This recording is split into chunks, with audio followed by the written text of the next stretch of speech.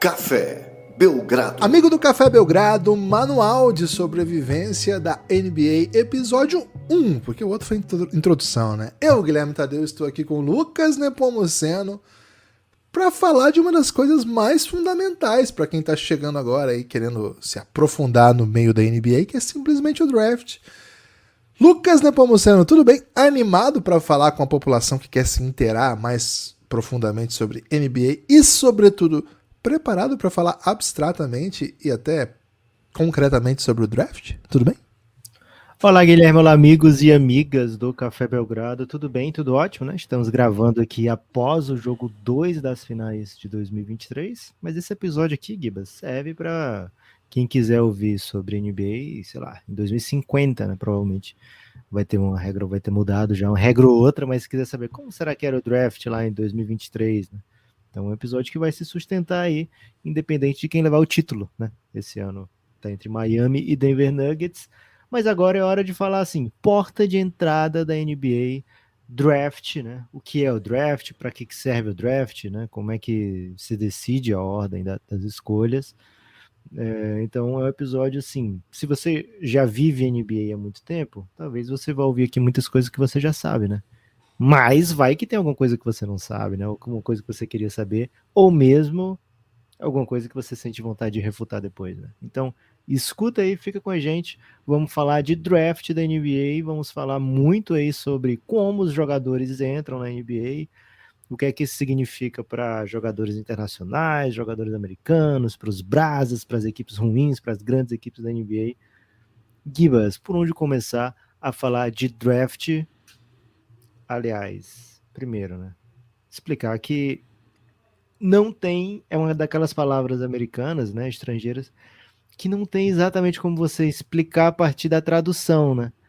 Porque draft pode ser lá, sei lá, um rascunho, um recrutamento, qualquer coisa que seja, não vai dar uma ideia do que é o draft, né? Por isso que todo mundo usa draft, né? Mesmo que esteja aqui no Brasil, a gente fala draft, porque é uma palavra que não dá para ser traduzida, tipo saudade, né? Quando você tenta traduzir saudade para o inglês, não dá também. Seria draft a saudade americana? Acho que não. Até acho o seguinte, né, que o draft ele virou tanto uma palavra que a gente já usa até os desdobramentos do verbo, né, que é o verbalizamos o draft. Draftei, foi draftado, o time queria draftar, né, então o draft já é um fato. Acho que começando do princípio, né? Começando da própria ideia de que na NBA a entrada na liga é muito diferente dos outros esportes que as pessoas pelo menos estão mais acostumadas no Brasil ou onde a nossa audiência alcançar povos da lusofonia em geral, né? Que é, na verdade, a categoria de base, vamos dizer assim. A categoria de base no futebol e acho que todos os outros esportes, mesmo no basquete desses lugares, no vôlei, enfim, esse grande esporte que todos nós amamos. A entrada de um atleta na principal equipe, e aí a disputar as principais ligas, elas vêm de maneira paulatina ligada à idade, né? Então as equipes geralmente têm equipe sub-20. Vamos pegar aí um Corinthians, né? Que por acaso é minha equipe. Não, né? pô. Ou é Meninos da Vila ou é Xerém. Você vai falar de base aqui, tem que ser Fluminense ou Santos. Pô, mas o Corinthians tá com uns talentos aí, velho. Mas vamos lá, o Santos, né? Fantástico. Okay. O Santos Meninos da Vila, né? Então, sei lá, meninos sub-12, sub-11, não sei quando começa, né? Mas tem muitas categorias. Escolinha de futsal, né? Os caras já... Isso, e aí pra chegar no profissional, como é que é? Pô, o Santos tá na primeira divisão, então, assim, pra você jogar na principal liga, assim, o Santos, geralmente, quando você tem 14 anos, os caras já estão ligados, né? Assim, com 16, você já tá jogando jogo grande. Então, assim, basicamente você forma o seu jogador, ou eventualmente você vai em outra equipe, contrata ainda na base, bota no seu time de base e bota para jogar. Existe esse caminho natural dos esportes que é a partir da categoria de base. Isso em todos os esportes, né? Boa parte dos esportes. Agora, a NBA e os esportes americanos em geral, mas a gente está explicando a NBA, ela tem uma lógica um pouquinho diferente, que na verdade os times não têm categorias de base, a gente tinha mencionado isso no primeiro episódio. Na verdade, a NBA só tem equipes profissionais, e aí tem outras derivações, mas a gente não vai entrar nisso agora por enquanto para não complicar. Mas assim, a NBA só trabalha com atletas profissionais e de alto gabarito, as equipes da NBA. Portanto, para incluir novos jogadores em suas equipes, né? Porque senão os caras vão jogar para sempre, né? De onde vem então, se não tem categoria de base? Vem do draft. Vem do draft. É pelo draft que é a porta de entrada. Eu vou usar aqui principal, porque existem outras portas de entrada, mas todas são bem colaterais e não é a que ninguém quer. A principal porta de entrada da NBA é o draft. Lucas, os melhores jogadores da NBA, via de regra, entraram na NBA pelo draft. As lendas que as pessoas conhecem, basicamente, não vou nem dizer a ampla maioria, praticamente todas as lendas da NBA entraram na NBA pelo draft. Esse é o caminho que LeBron passou, Kobe Bryant passou, Michael Jordan passou, e vai pensando, vários jogadores que você disser, todos eles passaram. E Lucas, no futuro, no presente, é assim que continua sendo.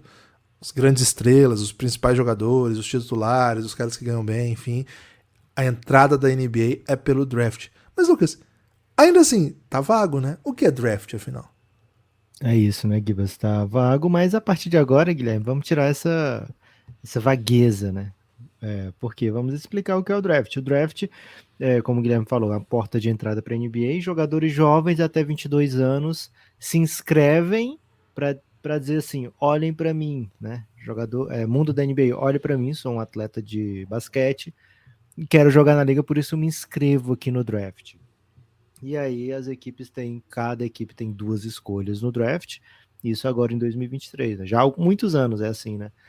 Lá no começo da NBA eram várias e várias rodadas de draft, eram menos times, e as pessoas podiam escolher. Então, a NBA proporciona 60 vagas para jogadores jovens, né, todos os anos, via draft, que são 30 equipes na NBA, 30 franquias, cada um tem 2 escolhas, uma escolha de primeira rodada e uma escolha de segunda rodada. Né? Então, vai de 1 a 30 a primeira rodada, depois do 31 até o 60 na segunda rodada. E assim, os melhores jogadores jovens são escolhidos ano após ano. Né? Existe uma idade mínima para participar do draft, que é de 18 anos. Existe uma idade máxima para participar do draft, que é de 22 anos, a não ser que você esteja no college da NBA. Se você começou tarde o college da NBA, da NCAA, perdão, o college americano, né? Você pode ter mais de 22 anos e ainda ir para o draft, né? Mas se você, via de regra, é nessa faixa, entre 18 e 22 anos. Alguns casos são de jogadores um pouco mais velhos, que começaram mais tarde no college, e alguns casos de jogadores internacionais, que passam pela NCAA, né? Enfim. Mas é dentro dessa janela, viu, Gibas? 18 a 22 anos tem uma porta de entrada, tem uma janela de oportunidade de entrar na NBA via draft. E lá vocês são escolhidos, ranqueados de 1 a 60, né? Existe a noite do draft, onde esses 60 jogadores são escolhidos, e ali a NBA coloca mais 60 para dentro, né, Gibas? Como você falou, a NBA só tem time profissional, então para entrar 60, mais ou menos saem 60 todos os anos, né? E a NBA tem mais ou menos isso, 450 jogadores ativos, né? São 30 times, cada time com 15. Algum dia no futuro a gente explica mais um pouquinho por que pode ser menos de 15, por que pode ser um pouquinho mais de 15, mas de via de regra são assim, 450 vagas constantes para jogar nessa liga, que é a maior liga do mundo, né? Especialmente de basquete, não tem outra comparável. Existe maneira de entrar na NBA fora draft, sem ser draft? Existe. Jogadores mais velhos, né, que já saíram da idade da NBA, né, de participar do draft da NBA, podem ser contratados direto, né, com contratos entre o jogador e o time, mas não podem ser comprados. A NBA não compra jogadores de outras ligas, né? O jogador não pode ser comprado como é no futebol, né? Então, é uma maneira esperta da NBA, Gibas, e aí já falando aqui como modelo de negócio da NBA, né? Por que é interessante ter draft?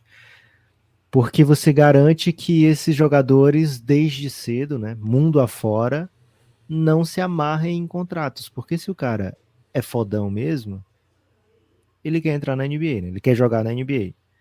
E se ele quer jogar na NBA, ele não pode ter contratos muito amarrados, né? Que para ser liberado precisa pagar 10 milhões de euros, né? Você nunca vai ver, se for dessa maneira.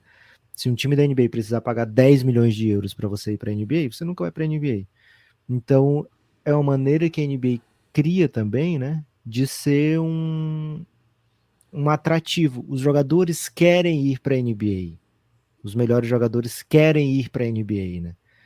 Então, isso faz com que esses jogadores não se enfiem, né, em contratos onerosos para times da NBA. Normalmente existem até cláusulas, ó, você fica aqui eu te ofereço aqui uma vaga nesse meu time, te pago tanto, e você tem uma cláusula para ser liberado caso algum time da NBA queira te contratar, né?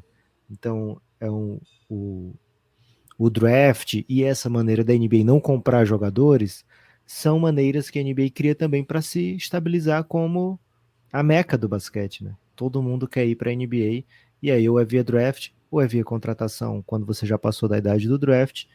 De todas as maneiras, são contratações mais facilitadas para o mundo da NBA, né? Então, se você é fodão, você vai para a NBA. Você quer ir para a NBA, lá onde pagam os melhores salários, onde está o melhor basquete. De uma maneira ou de outra, você acaba indo para a NBA, né? A maneira usual, que a gente vai conversar aqui hoje, é via draft, né? E assim, como é que escolhe todo ano quem tem a primeira escolha do draft, né? Quem vai ser quem tem a chance, por exemplo, nesse ano de 2023, de pegar o Wembanyama, né? Então a NBA criou uma maneira, Gibas, como é um negócio de 30 donos, né? 30 franquias, buscando apenas um título, é de interesse dos 30 que todos os times sejam equilibrados. Você não quer ficar sempre lá atrás, né? Se tivesse categoria de base, ia ter essa possibilidade, né? Não, o Lakers é a melhor franquia e todo mundo quer jogar no Lakers. Jogar no Lakers ou no Knicks. Então eu vou para a categoria de base do Lakers, né? E fico lá, quando chegar a minha chance, eu vou ser chamado para o time de cima, né? Ah, eu quero morar em Nova York, né? Então eu vou para a categoria de base do Knicks. Não é interesse da NBA que seja assim, é interesse que exista a maior competitividade possível para que as 30 franquias cresçam, né? Se tornem mais valorizadas. Então existe essa maneira de recompensar também os times ruins. Se você tem um time ruim, você vai escolher primeiro nos próximos drafts, né? Então, como é que a NBA decide quem escolhe primeiro? Terminou a temporada de 2023, 22-23, a NBA viu. As piores equipes foram Detroit, San Antonio, Houston Rockets, Charlotte Hornets. Então essas equipes vão escolher primeiro no próximo draft. E as melhores campanhas, como Bucks, Boston Celtics, Denver Nuggets, elas ficam lá para trás. Então é como se fizessem de forma inversa, né? A pior campanha, primeira escolha, segunda pior campanha, segunda escolha, terceira pior campanha, terceira escolha, melhor campanha, 30ª escolha. Essa é a ideia da NBA, de causar sempre um equilíbrio. Por que não é tão simples assim? Porque eles criaram a maneira de... Tudo bem, os piores vão ter as primeiras escolhas. Mas eu não quero incentivar aqui uma equipe a perder todos os jogos, né? De propósito, tirar todo o talento do time não vai ser bom para o meu produto NBA. Então, o que acontece? Todas as equipes que não vão para playoff participam de um sorteio chamado Lottery, né? Essa dá para traduzir de boa, loteria. Né? Então, eles fazem a loteria do draft, que é o sorteio das 4 primeiras escolhas. Então, Gibas, se você tem uma campanha ruim, se você não vai para playoff, você fica inscrito automaticamente para essa loteria do draft, né? Você vai ter uma chance de pegar a primeira, a segunda, a terceira ou a quarta escolha. Os 4 primeiros são sorteados, o resto segue a classificação inversa, né? Então, se você teve a pior campanha de todas, a pior escolha que você vai receber é a escolha 5. Se você teve uma campanha, sei lá, a 10ª pior campanha, ou você entra entre os 4, ou você vai ficar do 10º para trás, né? Eles não vão sortear do 1 ao 14. Então é mais ou menos assim. Foi ruim, você escolhe lá na frente, né? Escolhe lá em cima. E é por isso que existe isso chamado de tanking, né, Gibas? Quem começou a acompanhar a NBA já deve ter ouvido falar dessa palavra tanking. Explica aí um pouquinho por que existe o tanking, Gibas. Em geral, né, as equipes que estão em situação não muito agradável, eles olham a possibilidade de recomeçar, ou a possibilidade de... Pô, você olha, imagina, você é um time ruim, ou um time que não deu certo, que os jogadores não estão no bom momento, ou não eram o que você esperava, e Ou você sua começa a estrela olhar. quis ir embora, né? A sua estrela quis ir embora, aí você começa a olhar, né? Você olha o Milwaukee Bucks e fala assim, pô, mas também os caras têm o Antetokounmpo. Aí você olha o Denver Nuggets, pô, os caras têm o Jokic. Você olha o Boston, né? Pô, os caras têm o Tatum. Você olha o Philadelphia, pô, os caras têm o Embiid. Cara, eu preciso de um cara desse tipo, né? Como que eu consigo um cara desse tipo? Pô, no mercado, de repente, a gente vai conversar como é que contrata jogador em podcasts futuros. Pô, tá difícil o mercado, ninguém quer vir pra cá, velho. A gente não ganha de ninguém, nosso time tá num lugar que não tem tanta atenção midiática, pô, ou não é bem o que a gente quer agora. Cara, a melhor maneira é trazer um desses que ainda não chegou à NBA via draft. Em geral, as equipes que vão para tanking, né, o perder de propósito, é basicamente pensando em atrair um tipo de talento para a franquia em que ele não tem escolha, né? Ele vai ficar disponível para você e você vai escolher quem é esse jogador, qual o perfil desse jogador. Então, assim, geralmente as equipes olham no draft como uma salvação, né? Um recomeço, mas mais do que isso, como uma possibilidade de incluir em suas fileiras um jogador desse tipo que eu estava falando aqui. Sobretudo esses times que tancam, né? Esses times que jogam para perder, eles não estão pensando assim, pô, vou fazer uma boa escolha, que é um jogador jovem, que eu vou desenvolver e daqui a alguns anos vai ser um ótimo jogador. Quem vai pro tanking vai para acertar, vai para pegar uma super estrela. Acontece sempre? Não, nem sempre. Não é garantia de sucesso, mas a chance existe. O Lucas acabou de contar a história do San Antonio Spurs, time que já há alguns anos vem de uma reconstrução que era meio do caminho, não tinha tido coragem ainda de ser ruim de verdade. Esse ano eles falaram, bom, chegou a hora, vamos trocar, essa classe é boa, né?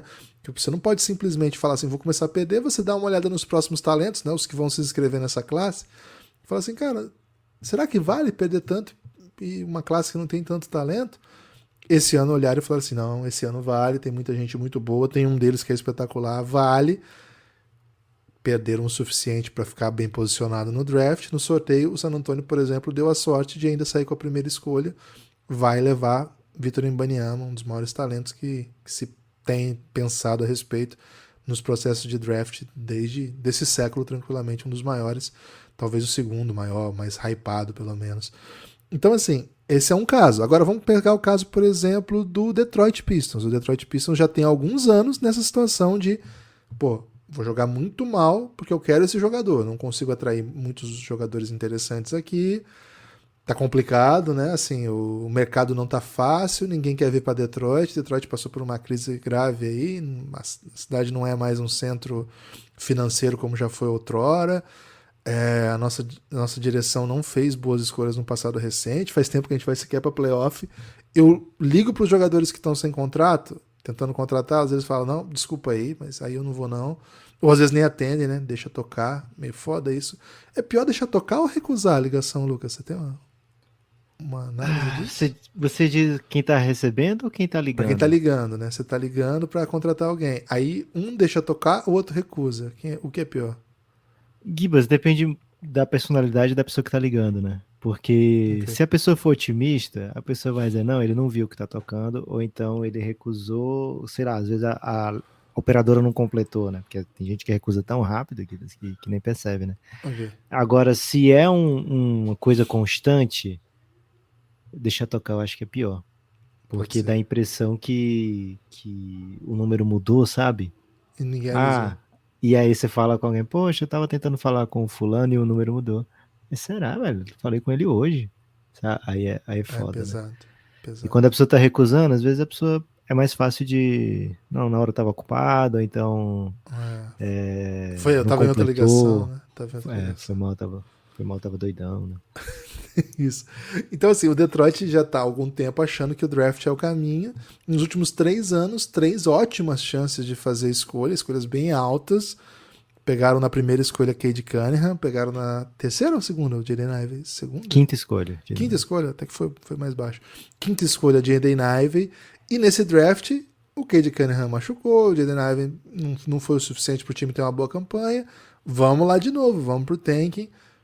Dessa vez o sorteio não deu bom, né? O time foi muito bem sucedido em ser ruim, foi o pior time da NBA, 17 vitórias apenas, ou seja, ficou em ótima posição para sair com o Wembanyama desse sorteio, mas no dia da loteria não deu bom, caiu para quinto, porque enfim é uma loteria, você tem mais chance, né? Você tem mais bolinhas na cumbuca, mas isso não te garante. E aí caiu na quinta, vai ter um ótimo jogador disponível, de novo, vai trazer para o seu elenco um ótimo jogador, e pode ser que esse cara seja uma grande estrela, mas assim, não é garantia que você vai pegar a melhor escolha de cada classe. Acho que ficou bem coberto, né, Lucas? O que é o tanking aqui e como que você pode fazer. Se alguém tiver dúvida, pode mandar pra gente, mas vamos avançar que tem mais coisas de draft pra falar.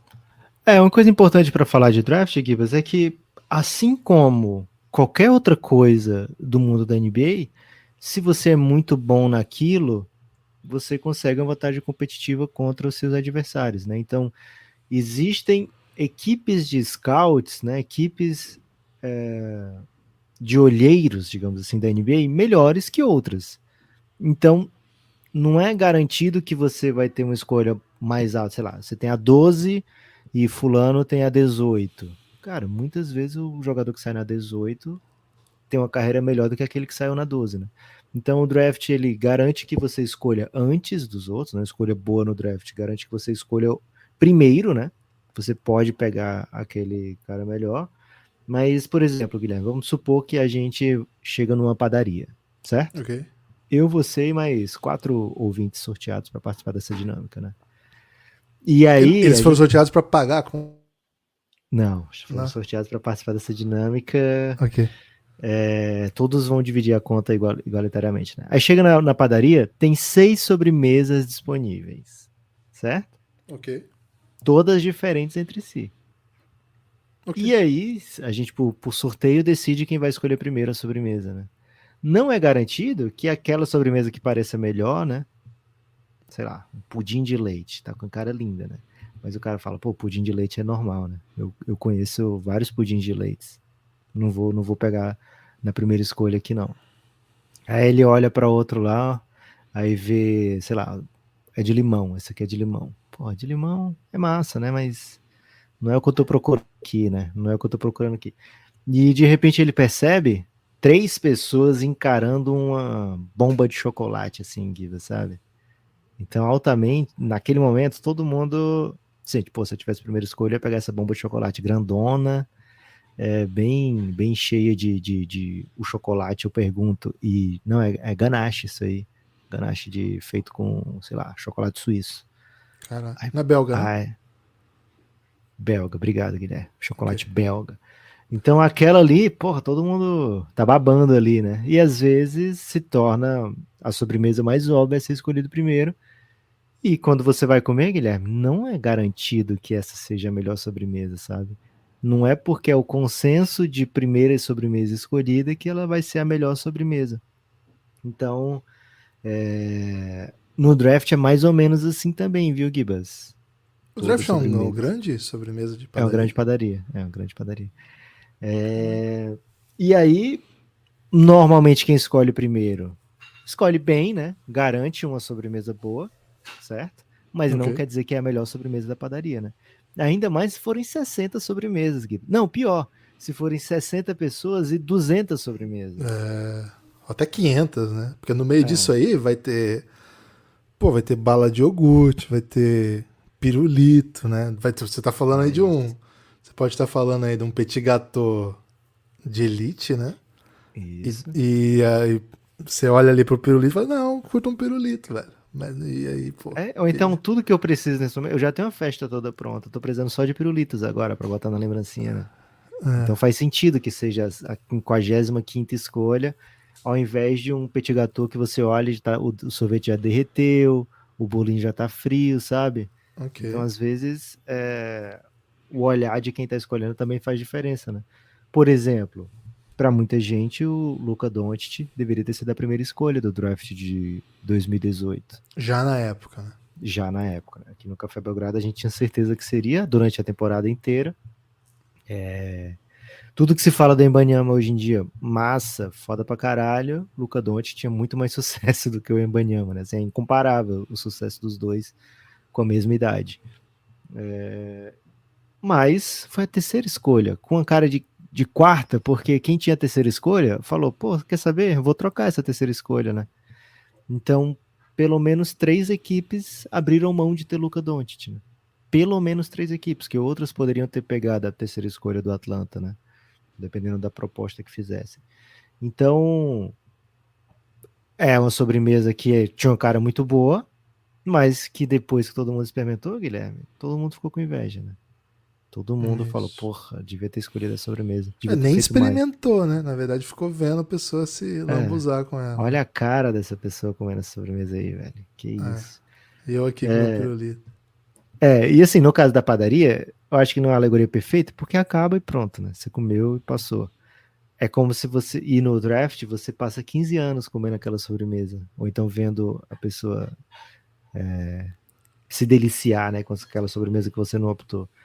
Então, Gibas, nem sempre quem escolhe primeiro vai fazer o melhor trabalho. Posso fazer rapidamente aqui um exercício com você? Por favor, vamos lá. All NBA de 2022 2023, tá? A atual temporada. Atual temporada. Primeiro time, Giannis, Tatum, Embiid, Luka, Shai Gilgeous-Alexander. Melhor escolha aí, terceira escolha de Luka, Embiid e Tatum, né? O restante, Giannis foi 15, Shai Gilgeous-Alexander foi 11.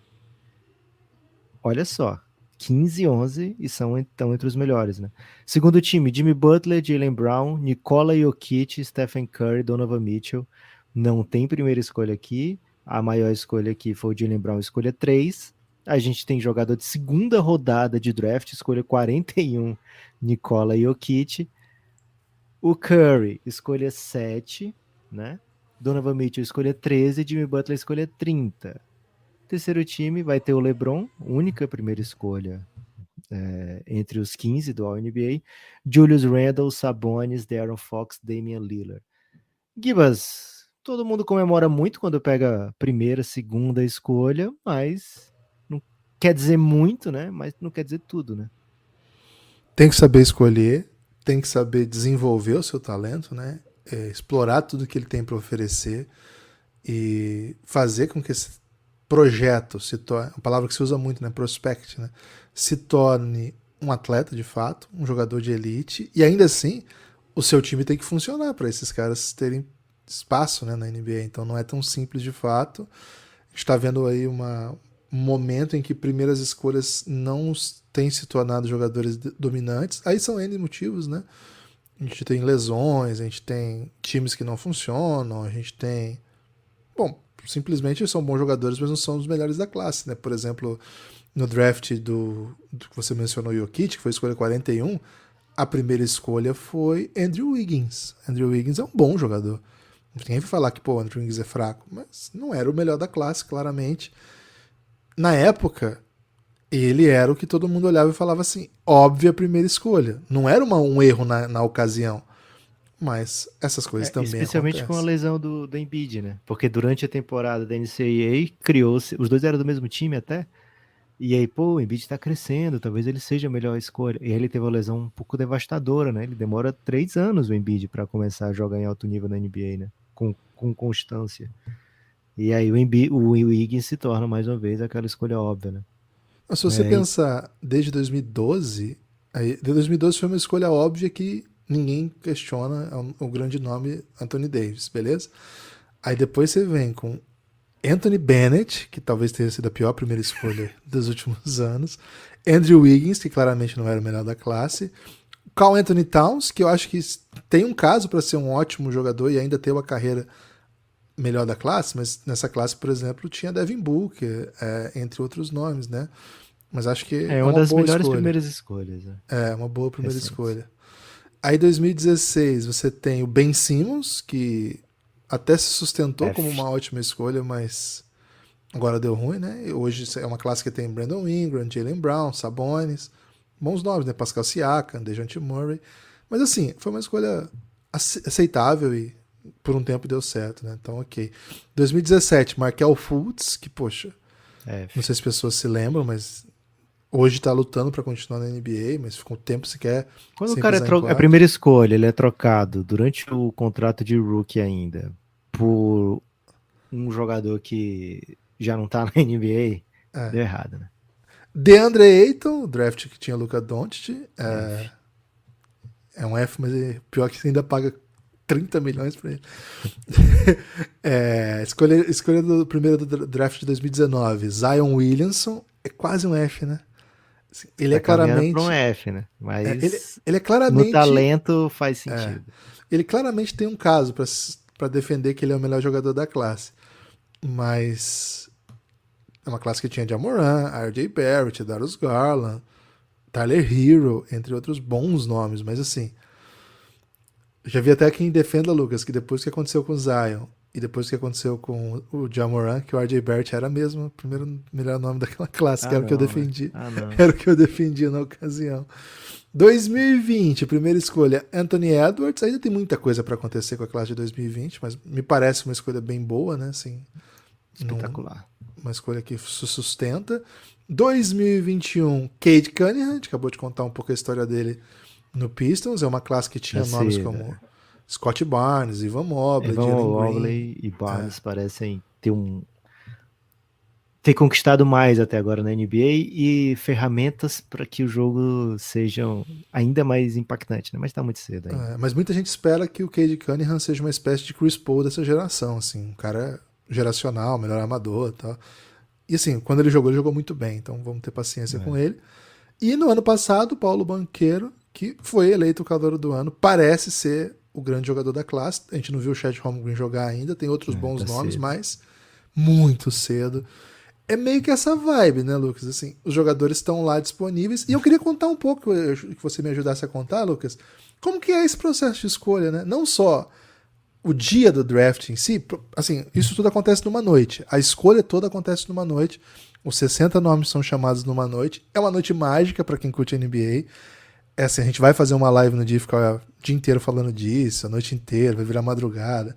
Porque é um dia muito especial. Pô, tô muito empolgado já com o PixCast dessa noite, viu, Lucas?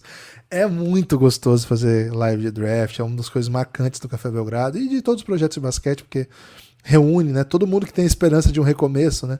A gente fez a live do sorteio da ordem do draft, foi super legal já. Então imagino que vai ser essa live. Mas o dia em si, que é o grande momento, é só o fim de um longo processo, né? Eu queria que você ajudasse a contar um pouco assim, Lucas.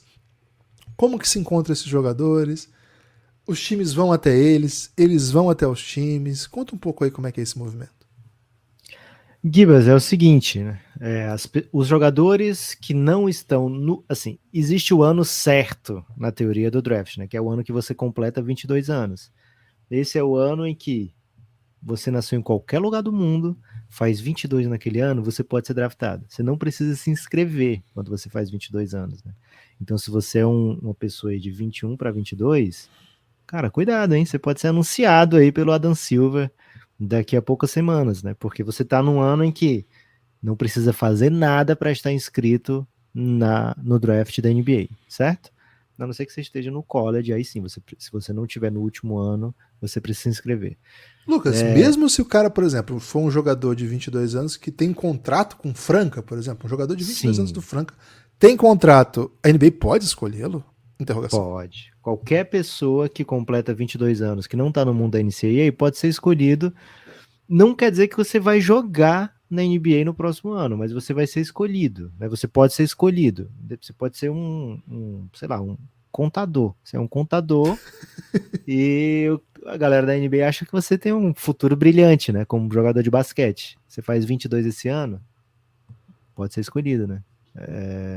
O que a NBA garante é que, assim, no universo NBA, o seu talento tá preso à equipe que te escolheu. Se você for um dia para lá, você não pode negociar com outra equipe. Foi a equipe que te escolheu que tem prioridade. É basicamente isso.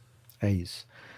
Se você é sênior no college da NCAA, você também pode ser escolhido, não precisa se inscrever para o draft, né? A parte disso, não contando esses casos, se você tem entre 18 e 20, né, no ano que você completa 21, você precisa se inscrever, mandar, até certo tempo era um fax, viu, Gibas? Mandar um fax para a NBA dizendo que você quer se inscrever no próximo draft. Você manda isso até uma data X de abril lá, E aí, se você é um underclassman, ou seja, se você ainda não é obrigado a estar no draft nesse ano, você pode retirar o seu nome do draft. Por quê? Porque você pode passar pelo processo seletivo apenas uma vez. Você não pode se inscrever todo ano tentar ser Não é escolhido no draft, vestibular, né? né? Não é vestibular, que você pode tentar de novo, né? Por isso que o Homem Mal pergunta, já passou no Enem, né? Na O NBA Enem pode pode. perguntar, né? Já passou pelo draft? Porque é uma vez só, certo?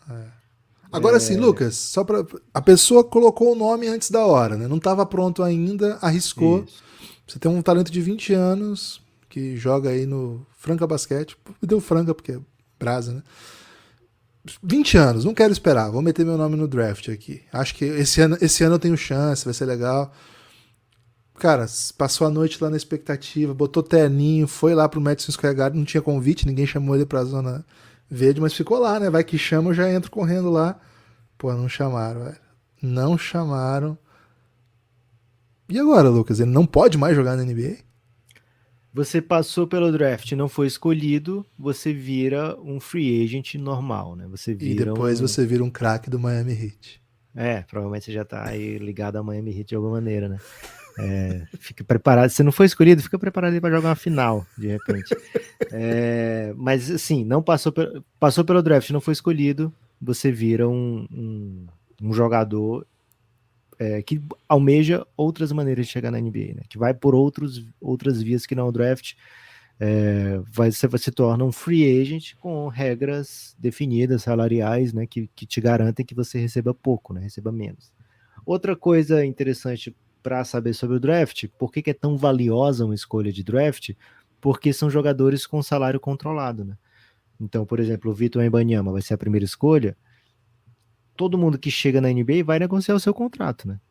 Quanto é que eu posso receber? Se você for escolha de draft, você tem um valor mínimo daquela escolha e um valor máximo daquela escolha.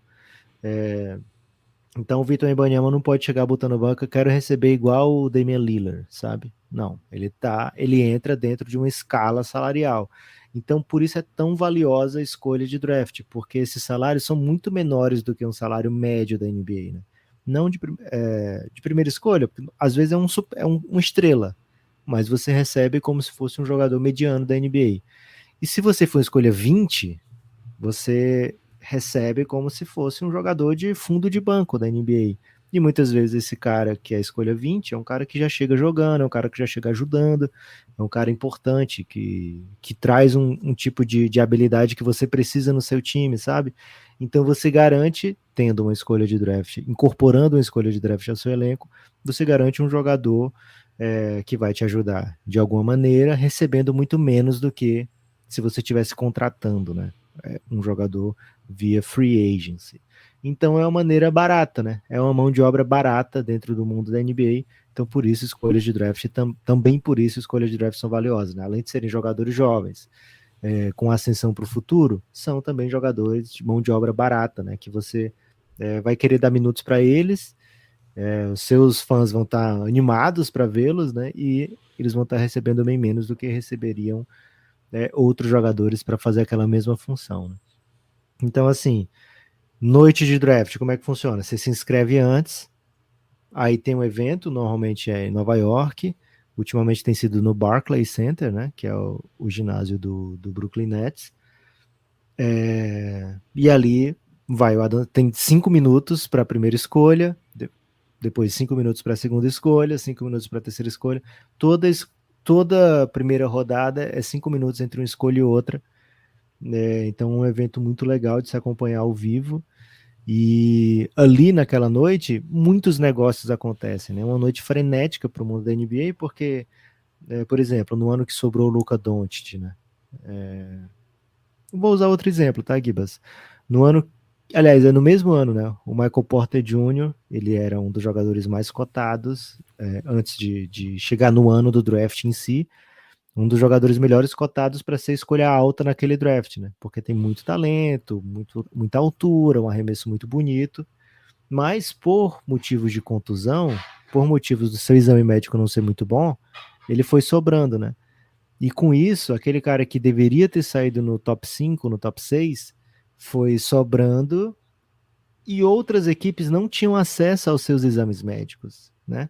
Por quê? Porque os agentes dele liberaram os exames médicos apenas para as melhores equipes, né? Para as equipes desculpa, para aquelas equipes que estavam escolhendo lá em cima, né? Para as 6 primeiras equipes. E aí chegou a sétima escolha e o cara não tinha o exame do Michael Porter Jr., né? O que eu faço? Eu pego ou não pego, velho? Aí quer saber? Não, esse cara aqui eu confio mais, né? Aí vai escolher o outro. E aí ele foi sobrando. Escolha 8. O que eu faço agora? Pego ou não pego, né? Não, a gente já prometeu para fulano que ele ia ser escolhido aqui, né? Então é uma oportunidade que aparece, mas deixa para lá, sabe? Então isso foi acontecendo. Um jogador que deveria, na teoria, ter sido escolhido lá em cima foi sobrando, foi sobrando, foi sobrando. E aí foram sendo escolhidos outros, né? Foi escolhido o Colin Sexton pelo Cleveland, o Kevin Knox pelo Knicks, o Michael Bridges pelo Philadelphia, que já teve a troca, né, naquela noite, né? O Shai Gilgeous-Alexander para o Charlotte Hornets, também envolvido em troca naquela noite para o Clippers. Miles Bridges, Jerome Robinson, alguns nomes assim que quem não é fã de NBA há muito tempo nem vai lembrar que passaram pela NBA, né? Jeremy Robinson, Kevin Knox, escolhidos antes do Michael Porter Jr., porque as equipes não tinham o exame, acesso ao exame do Michael Porter Jr., ou não estava no radar, né? Então você acabou fazendo promessa para outro jogador, para outra agente que escolheria aquele jogador ali, né? Então foi sobrando, sobrando. Então tem esse tipo de história que acaba promovendo um certo caos na noite do draft, e tem histórias de, pô, troca, né? O jogador que eu queria saiu, agora eu quero ter uns 5 minutos para fazer a troca, buscar uma troca aqui, né? Então a gente vê algumas trocas muito gigantes em noite de draft, né? Algumas são previamente estipuladas, né? Como a do Luka, foi decidida na manhã daquele dia, né? Não na hora do draft, não na noite do draft. E algumas acontecem de improviso, acontecem na hora, porque alguém tá sobrando ou porque alguém já não tá sobrando, né? Então esse tipo de coisa acontece muito. Existem os mock drafts, que são muitos sites especializados, inclusive o Guilherme já teve um site de mock draft, né, que organiza uma previsão de como vão ser as escolhas, e acaba que chega perto do draft, a gente tem aquela ideia meio consensual de que esse jogador é mais valioso que aquele, esse mais do que aquele, mas às vezes acontece de uma franquia pensar completamente diferente das outras, né? Foi o caso do Bruno Caboclo no Toronto Raptors em 2014 também, né, Gibas? 14, é o draft do Jokic. Que o Raptors viu as ferramentas do Bruno Caboclo e acabou escolhendo no primeiro round, quando nenhum site especializado apostava nisso, né? Esse ano, o Bilal, né, Guilherme? O Bilal tá em evidência. Mas agora já foi, porque tá uma super propaganda do Bilal, Lucas. Isso. O Toronto Raptors supostamente teria feito uma promessa ao Bilal, né? Pô, se você chegar aqui, eu te maceto, né? Na escolha 13. E agora, Gibas, o Wembanyama, que é companheiro do Bilal, né? Muito próximo ao Bilal, ele tá fazendo campanha pro Bilal ser um dos 5 primeiros escolhidos, né? 5 primeiros. E já tem um hype sinistro da galera do OKC querendo que seja ele a escolha de lottery do OKC. Cara, o OKC viu o Bilal crescendo, subindo, né? E tá em polvorosa, né? Então... Bilal Coulibaly, ala do Metropolitans, que joga com o Victor Wembanyama, o alien francês. É isso. O Lucas, uma coisa que é legal contar para as pessoas, que a gente está gravando algumas semanas antes do draft, e que nesse momento as equipes já estão fazendo uma parte que eu gosto muito de acompanhar do draft, que é testando esses jogadores, né? Porque assim, quando você é um jogador top, por exemplo, Wembanyama, cara, o Spurs vai lá e conversa com o Wembanyama lá na França, fala assim, vem Embi, ok, vamos conversar, vamos entrevistar você. Faz o seguinte, Wembanyama, coloca plástico bolha ao redor do seu corpo todo, não faz teste com ninguém, que eu vou te pegar em primeiro lugar. Vou te draftar, então não tem que fazer entrevista, não tem que fazer nada. Vai jogar a final do francês, ontem avançou pra final. Mas assim, vou te draftar. Quando você é um jogador de elite e não existe tanto debate, é isso que acontece. Mas em geral, basicamente todos os jogadores têm que ser testados. E aí os times levam nas suas instalações, lá no seu CT, para treinar, para mostrar o que é capaz de fazer. E aí vai variar muito, né? Por exemplo, esses caras que não são óbvias escolhas, tipo o caso do Wembanyama, que é muito raro isso. Esses vão lá, às vezes fazem um trabalho privado, né? Por exemplo, você leva o cara, faz uma entrevista, leva para jantar, conversa com o cara, leva para fazer uns arremessos, para fazer uns treinamentos e tal. E beleza. Disso tem ótimas imagens, né? Por exemplo, imagens do Jason Tatum com a camisa do Lakers. Tem essa imagem. Por quê? Porque ele foi lá treinar no Lakers, ganha a roupinha do Lakers pra treinar, treina. Kobe quando o Celtics, né? Exato, o Kobe quando o Celtics. O Kobe foi lá, treinou. Então, assim, alguns jogadores fazem só drills, né? Os exercícios básicos, dribla cone, arremessa, sequência de arremesso. Os mais, assim, os menos badalados, que tem que se provar, velho, eles topam qualquer parada. Recentemente a gente teve até o Gui Santos, que foi o brasileiro draftado pelo Golden State no último draft, contando que ele chegou a fazer 3 cidades no mesmo dia, né? Corre pra uma cidade, corre pra outra, corre pra outra. E nisso é o workout contra outros caras, né? Jogando contra outros atletas ou fazendo o mesmo exercício na fila com outros atletas. Alguns fazem exercício de 1 contra 1. Em geral, agentes não gostam que seus atletas sejam testados num contra 1, sobretudo se tiver muito hype já, né? Porque, pô, eu tô cotado top 5, eu vou fazer 1 contra um cara que tá cotado pra escolha 40 aqui. Se ele vai bem, eu sou o errado, né? Se eu vou bem, eu não fiz mais como obrigação. Então, até o tipo de exercício que cada jogador vai fazer em cada lugar é conversado, né? É dialogado. Em geral, esses treinos são divulgados. Pode ser que não, mas a cultura é que se divulgue. Então, se você entrar na página do seu time, né? Escolha seu time e entra, eles dão lá quem são os jogadores que vão ser testados no dia. Muitos dos times colocam um videozinho de como foram, assim, não mostra o treino, claro, mas mostra, assim, entrevistinha depois do jogo, o cara chegando nas instalações, alguma coisa assim. Pode acontecer isso e o time não tem nenhum interesse pelo jogador, porque, assim, são coisas diferentes. Quem cuida da divulgação não tem ideia de quem o time vai escolher. O GM, quem toma a decisão, o dono, o topo da franquia, cara, ele não vai falar pro assessor de imprensa que cuida das redes sociais, tô pensando nesse cara aqui. O cara das redes sociais quer engajamento, quer entregar números pro seu dono. Então, cara, vou botar esses caras aqui, vou meter um hype. Se for escolhido ou não, paciência. Disso também acontecem coisas bem legais. Você vai vasculhar aí jogadores fazendo workouts em vários times, torcidas querendo esse jogador, torcidas não querendo. É um negócio muito legal de acompanhar. Nesse caso, a gente tem uma grande tour de atletas de NCAA, geralmente seniors, né? Caras que não tem muito hype, circulando por tudo quanto é time, fazendo tudo quanto é tipo de treinamento. Agora, muitas vezes jogadores internacionais também viajam para serem conhecidos, porque assim, a NBA tem um grande corpo de scouts espalhados pelo mundo, de fato. Eles trabalham, por exemplo, com um scout que é do time mesmo, um cara que trabalha, viaja para ver. Eles trabalham comprando relatório de scout Freela mesmo, né? O cara é um scout latino-americano, mora na América do Sul. Ele conhece todos os jovens daqui. Não tem porque eles mandarem um pra cá. Eles têm o vídeo, eles têm tudo. Vai num que já presta serviço para eles que eles confiam e pede um relatório. Tá? Agora, isso não é o suficiente para você gastar uma escolha. Nós estamos falando de uma liga bilionária e que cada escolha pode mudar o rumo da franquia. A gente acabou de contar a história de um BMVP que foi a escolha 41. Não dá pra você ficar errando sem tentar o máximo de informação possível. Então, você viaja, você manda alguém para conversar com a família, com o jogador.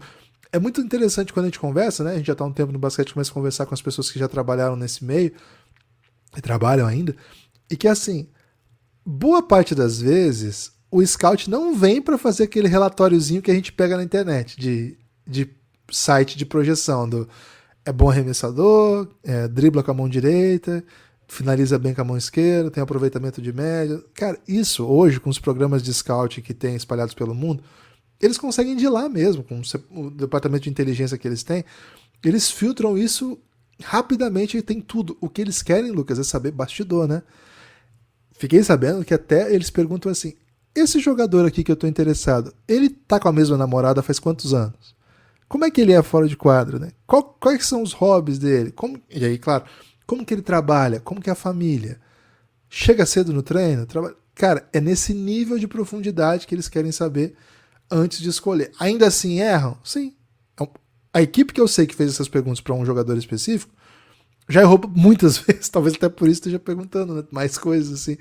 Porque assim, não é só o cara saber fazer uma coisa ou outra, né? É ser um jogador. Vir para o mundo NBA é muita coisa e cada time, em tese, só tem 2 escolhas. Então você não pode errar. É muito difícil acertar isso, sobretudo com escolhas mais lá para trás, né? Então É um mundo muito interessante. Aí a gente muitas vezes vê jogadores internacionais cruzando, vai lá fazer o treino em tais lugares. O convite do time para fazer teste de um jogador, cara, pode não significar nada. Já tem jogador que foi draftado pro time que não o testou. Já teve time que testou o jogador mais de uma vez, gostou, chama de novo que eu quero ver melhor, e não draftou esse jogador. Às vezes é favor pra gente, às vezes é na lógica ali do dia, às vezes sobe um jogador que ele não estava esperando e ele fala, cara, eu quero esse aqui, dane-se esse meu plano A. A noite do draft, ela tem esse componente de aleatoriedade que é muito legal de acompanhar. E essa dinâmica toda de draft, de teste dos jogadores e como que isso se opera, é muito legal. E ainda tem outro fato, né, Lucas? Nos últimos anos a gente tem visto alguns jogadores tentando sinalizar para onde querem ir, né? Às vezes rejeitando o workout em alguns lugares, às vezes avisando, ó, não me escolhe não que eu não quero ir para aí. Mas lembrando, o jogador não tem escolha. São raras as vezes que o jogador que foi draftado não jogou pelo time que o draftou porque pressionou a equipe a trocá-lo. Isso já aconteceu, pode voltar a acontecer, mas não é a lógica. A lógica é o jogador não tem querer, se o time draftou, ou você vai para lá, ou sei lá, você vai jogar na China, vai para Europa, mas para o mundo da NBA, em geral, os times que te escolhem, você tem que jogar por eles.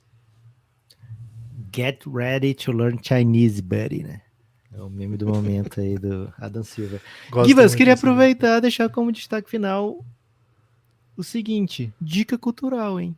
Dica cultural, o filme Arremessando Alto. Lógico, tem muita coisa que não é exatamente, né? A gente que acompanha muito vê, pô, mas não é tanto assim que funciona, né? Mas ainda assim é um bom mergulho no mundo do draft da NBA. É um filme com a Adam Sandler, é um filme da Netflix, né? É desse meio basquetebolístico com muito jogador da NBA. E que acompanha, né, supostamente um jogador em idade de draft, né, o Bo Cruz, que é o Juancho Hernan Gomes. E aí ele passa por muito treinamento, passa por muito... Toda essa parte que você estava falando, né? Nesse processo pré-draft. Então fica aí a dica cultural, você acompanhar o filme Arremessando Alto. Um filme que o Café Belgrado tem até um episódio sobre, viu? É verdade. O Café Belgrado recebeu um acesso premium aí da Netflix para falar sobre esse filme, para assistir antes esse filme, né? Então, assiste o filme, escuta depois o podcast, se gostou, se não gostou do filme, escuta o nosso podcast sobre o filme. Vai ter coisa interessante ali sobre o draft. E assim, se vai ser o seu primeiro draft, se prepare para emoções nunca sentidas, viu? Faltam um pouquinho mais de 2 semanas aí pro draft. E é sempre muito, muito, muito legal e muito significativo. É sempre um marco para o mundo da NBA. É sempre um marco para o mundo da NBA. A gente está falando aqui de escolhas altas em que você imagina estar pegando um superstar e fala também de escolhas nada óbvias em que você pode estar pegando um superstar ou pegando um cara que vai ajudar muito uma equipe a chegar onde ela quer chegar, né? A gente já viu Manu Ginóbili ser escolha 58, já viu Tony Parker ser escolha 28, já viu, enfim, né, jogadores que não tiveram carreira ser escolha 1, escolha 2. Então, é sempre uma noite muito significativa, e só que a gente só tem ideia do real significado anos e anos depois, né? Então, se vai ser o seu primeiro draft, cara, queria sentir essa emoção de novo, viu, Guilherme, do meu primeiro draft, mas todo draft é sempre uma emoção inacreditável, assim, o tanto de gente que sai super confiante, não, agora meu time vai ter jeito, é surreal. Lucas, acrescento uma dica cultural, que é um outro filme sobre draft, que, cara, não é um filme muito fidedigno, mas acho que explica o entretenimento da noite do draft, que é aquele do Kevin Costner, que é de NFL, né? Então, assim, cara, é legal de acompanhar para quem tá começando. Assim, depois que você entender de draft, você volta a assistir esse filme, você vai achar ele um pouco engraçado. Mas acho que ele explica bem a dinâmica, explica como é que são feitas as trocas, o sistema ali do dia de draft.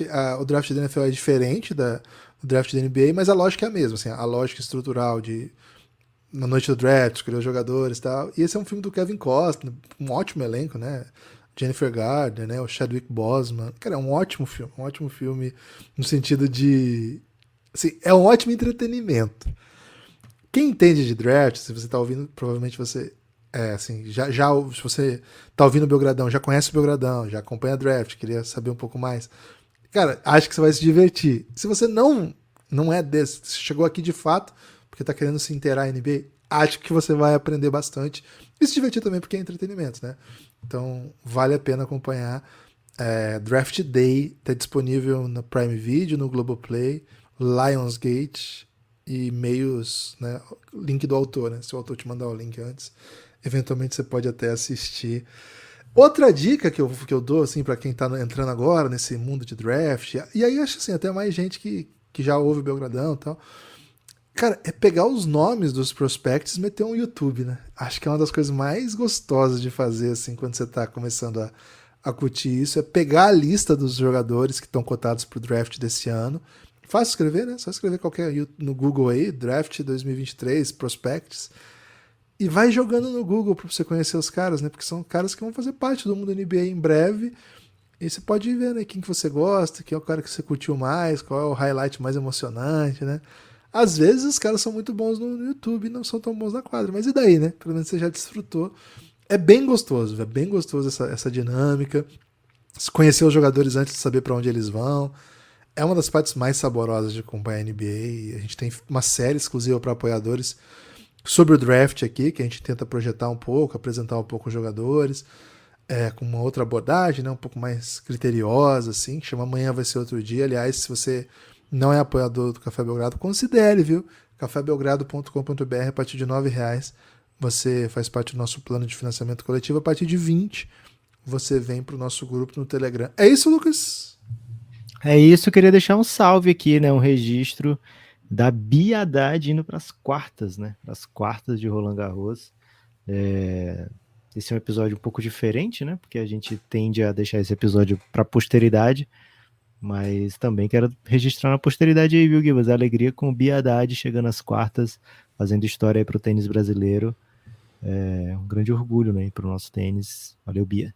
Valeu, Bia. Forte abraço. Espalhe por aí que você ouve o Café Belgrado. Espalhe por aí que você está acompanhando o manual de sobrevivência da NBA no Café Belgrado. Em breve, mais conteúdos desse tipo, hein? Fique atento. Forte abraço.